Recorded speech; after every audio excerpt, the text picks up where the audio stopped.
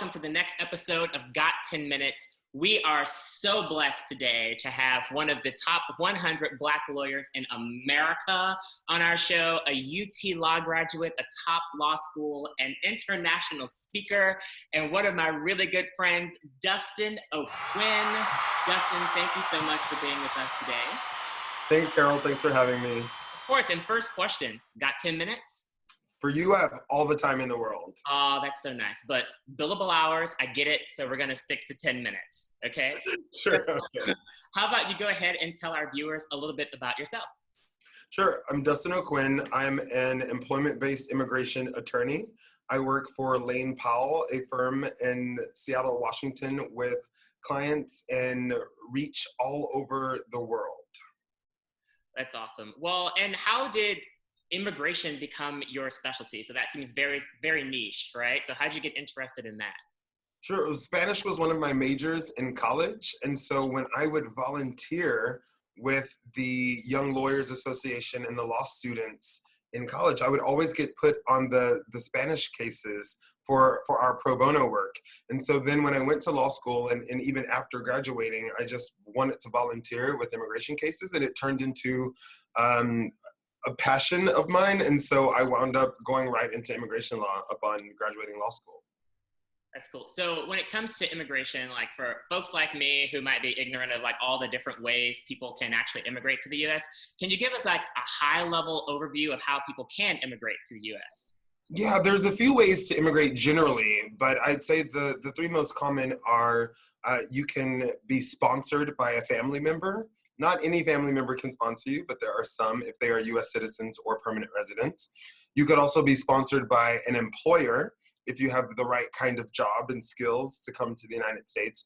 Or the one that you hear about in the news a lot is that you can seek refuge or asylum in the United States. Those are the three main ways. Okay, and so a lot of, Cardigan, we work with a lot of HR leaders, so a lot of people watching are probably in HR. So which ones are probably more popular or lean more towards the HR audience? Sure, the HR people are going to work almost exclusively with employment-based immigration, and that's the kind of immigration law that I practice. So my team and I work, I'd say 99% of our clients are employment-based immigration, although we sometimes help with family immigration and other issues. So an HR person will nowadays have to navigate the really complicated immigration process of figuring out who qualifies for what visa and how to apply for that visa. Yeah, I love the word navigate because I feel like there's so many crazy things going on today. And, if you read the news, it's like, oh, we're going to stop immigration, to the United States. And one of the reasons why I wanted to talk to you is because I'm reading this and I'm thinking, well, that sounds scary. And I'm assuming companies are scared. People are scared if you're here and you're trying to get your family over. And I was hoping that you could shed a little bit of light on us about like what's really going on, Definitely. And if we had 24 hours, I could maybe shed a little more light on how crazy immigration is right now. But specifically in the last few years, immigration has been getting progressively harder and harder. It's more expensive. It's less secure. It's a really opaque process. And so employers and their employees are scared and unsure about what the future holds for them and their status. But specifically, most recently, we know that a couple of weeks ago, there was a tweet and then an executive order that said it was going to stop all of immigration. And we're fortunate right now that really only affected people applying for green cards from outside the United States. Okay. So if there were employment-based visas, which are typically called work visas, and someone already has one, or even if they don't already have one, or if they're applying for an extension or a change of employer, they were not affected by that executive order. Even people who are already here and applying for a green card through their employer or their company, that was not, they were not affected by that executive order. But Harold, there are rumors that there is more craziness and more restrictions on immigration coming down the pipeline. So we're really asking employers to kind of focus on their employees and just taking extra care to file the right applications and file them timely to keep their workforce work authorized. Yeah, so it does seem like it's kind of a moving target, I guess I would say. And I think you kind of hinted on it a little, but are there like one or two things that you really want, HR leaders to know? Obviously, these folks are your clients, and so you're dealing with this, and of course, orders come out, they probably read them, if they're responsible for this in their organization, and you're responding at the same time. Is there one or two things that you would like for them to know, as they are navigating this at the same time as you are? Sure. I think I would say that, I work with so many HR leaders and employers who have their heart in the right place, and they want to do everything that they can to protect their employee and protect their employee status and keep them work authorized in the United States. And I would just caution HR leaders to remember that they do have that duty to help their employees, and they also have a duty to not put the company in a precarious situation.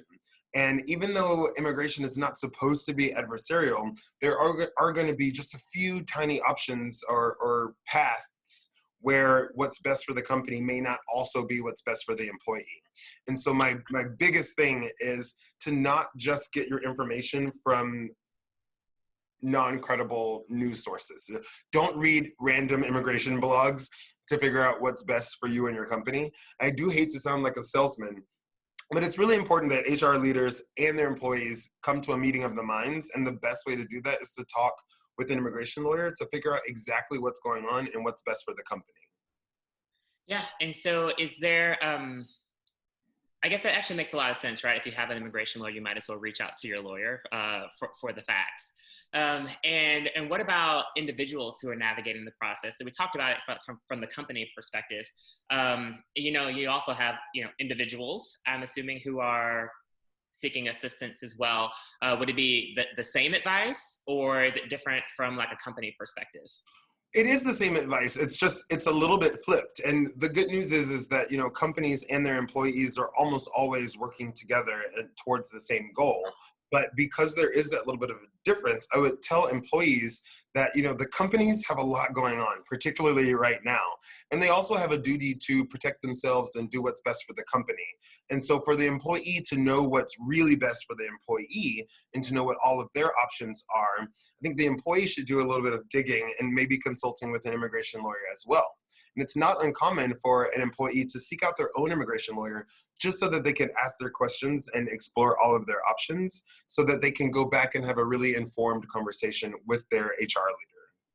Oh, nice. Okay, so we are at about, I think, like the 8-minute mark. So we have about 2 minutes left, but do you want us to tell us a little bit about your firm, Lane Powell, and then also where folks can find you?